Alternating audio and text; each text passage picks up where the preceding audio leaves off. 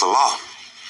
Above the law was about to give me a situation, but they had me waiting on the bench. I was behind Cocaine. I was behind another girl named Kilo, and I was waiting behind Above the Law, the next album that they was doing. But Laylaw and Hutch and the whole crew, Go Mac and the whole nine, they fucked with me and Warren G. Warren G was their nigga. So Warren G brought me to them, and they was like, okay, we gonna fuck with him. But you sit down there and play that Madden while we work in the studio. And this is when we coming from Long Beach to Inglewood. Didn't even know I was going through a blood neighborhood on the Metro Rail, Warren G, trying to make a career happen. Getting off walking every night, catching the Metro Rail back to Long Beach from Inglewood. And it's 7 minutes from here, where we used to go to. Right by that Panda Express and all that shit, that center right there. Like got Burger King and Kentucky Fried Chicken. It's like wherever La Cienega, some shit, like a center right over there. Yeah. Right there. I didn't even know this is blood neighborhood and this is Snoop Dogg and Warren G. Like young Crips, not like active gangbanging, but with Crips, but don't know. We're going there to get to that. So this is probably about 2 months. We're going there every day. So one day, just to get off the side of the story, DOC is up there and Eazy-E come up there, and DOC and Eazy-E have a fight. And somebody won that shouldn't have won, but moving on. Like a fist fight? A fight, nigga.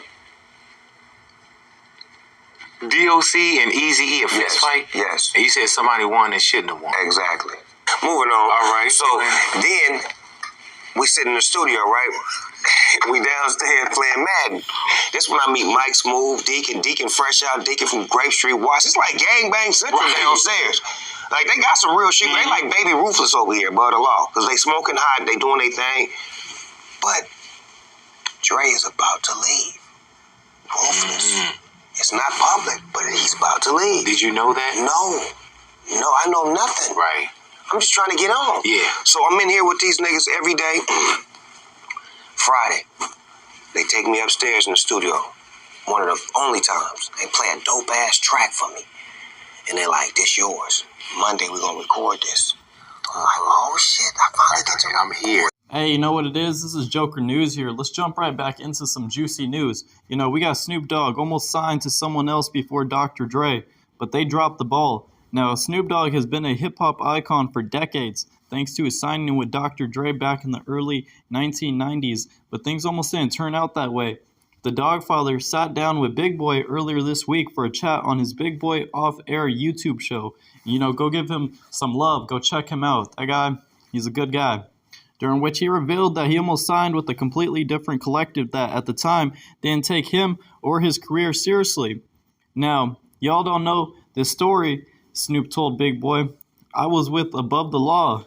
Above the Law was about to give me a situation, but they had me waiting on the bench.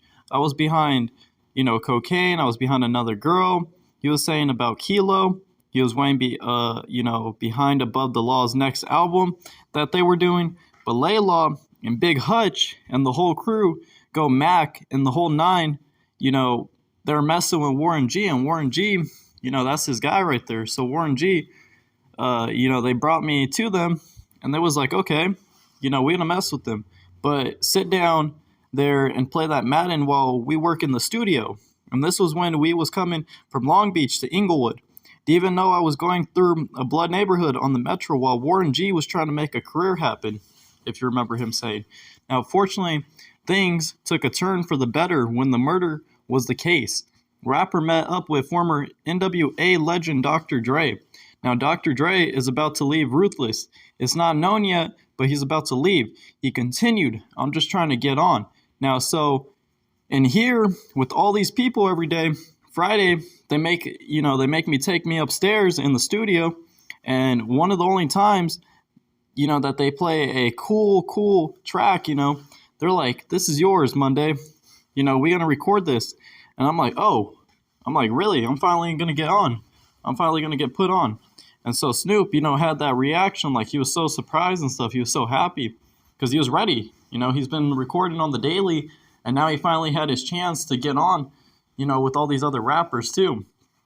And, though hip-hop heads know the story of how Dr. Dre and Snoop Dogg got to Death Row Records, Keith D recently revealed that Eazy-E was allegedly asked to join the label first. Now, Keith a childhood friend of Eazy-E and the uncle of Tupac's alleged killer, Orlando Anderson, made the revelation during an interview with Vlad TV earlier this month that the Compton native and former gang member explained that he had a friend who was in prison with Death Row co-founder Michael Harry O. Harris, who one day asked him to set up a phone call with Eazy. Now, they called and asked me to hook them up on a conference call with Eazy-E, so I called. They talked to Eazy and they asked him, do he want to run their record company? Keith said, confirming they were referring to Death Row. They offered it to him first. Now, according to Keith D, however, Eazy-E, he expressed concerns about doing business with people behind bars and ultimately turned down the offer. Now, the next day, Harry O got in touch with Dr. Dre, who accepted the proposition. Now, once the phone call went dead, Eazy showed up to my house 30 minutes later. He was like, dude, them dudes in jail, and I'm already established, he recalled. So the next day, my partner that was in the feds with Harry O, he let's call Dr. Dre, and he called Dr. Dre, and Dr. Dre took the deal. And so, that's just some recent news, guys, but I want to know what you guys think in the comments below. I want to know what you guys think about this whole Death Row record situation, this whole situation with Snoop and these rappers. Let me know. Hit that like and subscribe. Stay tuned. I'm going to keep you updated with some more juicy news.